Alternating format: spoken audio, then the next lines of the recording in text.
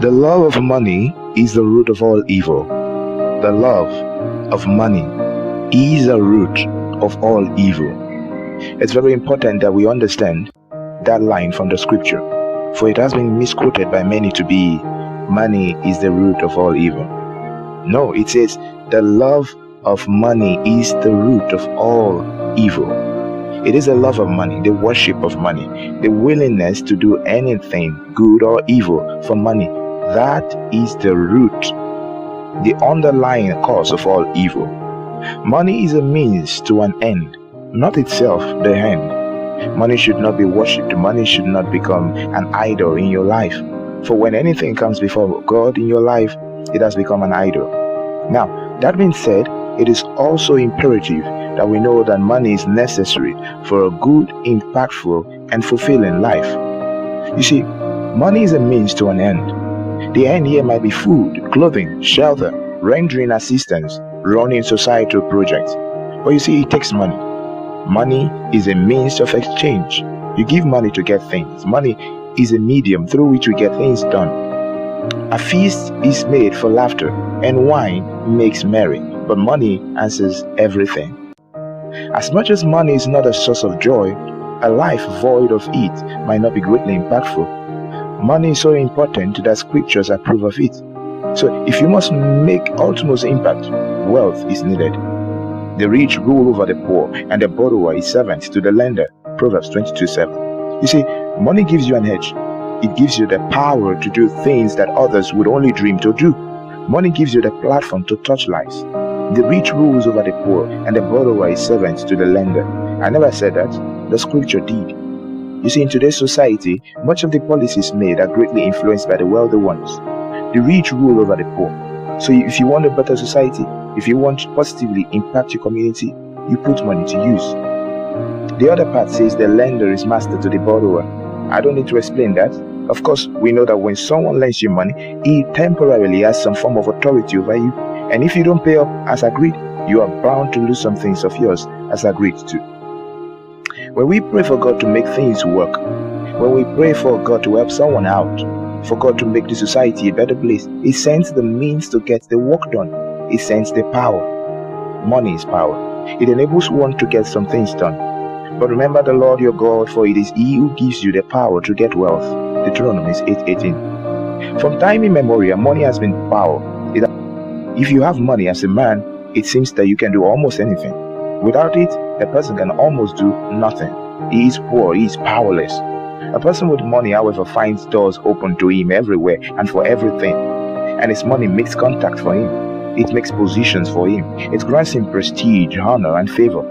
A man with wealth rubs shoulder with movers and shakers of the society and has the ability to influence others, making decisions even for others. You hear a lot of people say money corrupts one. Now that's a lie.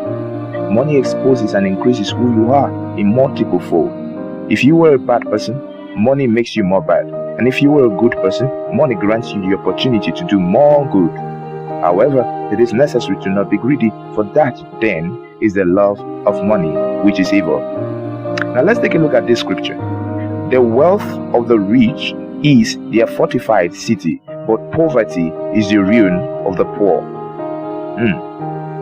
The wealth of the rich is their fortified city, but poverty is the ruin of the poor. Most times when the poor pray for something, God sends the money to get the work done. His lack of money is his ruin, but for the rich, his possession of money makes him almost untouchable. There was once a small city with only a few people in it, and a powerful king came against it, surrounded it, and built huge siege works against it. Now there lived in that city a man poor but wise, and he saved the city by his wisdom. But nobody remembered that poor man. When you were poor, you were seen almost as useless. Now, aside the spiritual powers that we hold as believers, the physical power of money is needed as well. Abraham, Isaac, Jacob, Joseph, Daniel, King David, Job were all men of substance and commanded the respect of everyone around them. Don't just be spiritually minded. You are in the physical world, and money is the medium of exchange here. Listen, he took a rich man from Arimathea named Joseph to collect the body of Christ and wrap him in linen and lay him in a tomb that was cut out of rock. The poor followers couldn't do that. Someone with financial influence was needed. Wealth attracts many friends, but even the closest friend of the poor person deserts them. And in Proverbs 19:7, the relatives of the poor despise them. How much more will their friends avoid them? Though the poor plead with them, their friends are gone. Now let's talk about Paul the Apostle. He can be said to be the apostle with the most impact in the Bible. But how was that possible? Let's look at his CV. He was formerly a senator in the Sanhedrin Council. He was educated as a lawyer that he was. He was a tent maker, and he was from a well-connected family. He was a citizen of 3 nations, a Roman, a Greek, and a Jew. Now from this, one can say that with the heavy presence of God in his life, he was also a man of influence, and he lived a wealthy life before his conversion. No wonder he was able to accomplish a lot. Even more than Peter, who was not educated but a fisherman. Remember at the beautiful gate, Apostle Peter almost could not help the beggar, but thank God for the power to heal. Wealth should not be seen as something evil, but necessary for impact. Money is immoral, not good, not bad. It is your use of it that counts. Therefore, buckle your belt and get set for wealth this year.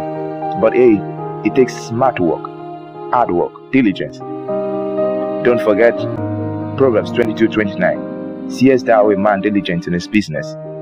He shall stand before kings. He shall not stand before mean men. 2021 shall be your year of financial increase and freedom. Amen. Happy New Year.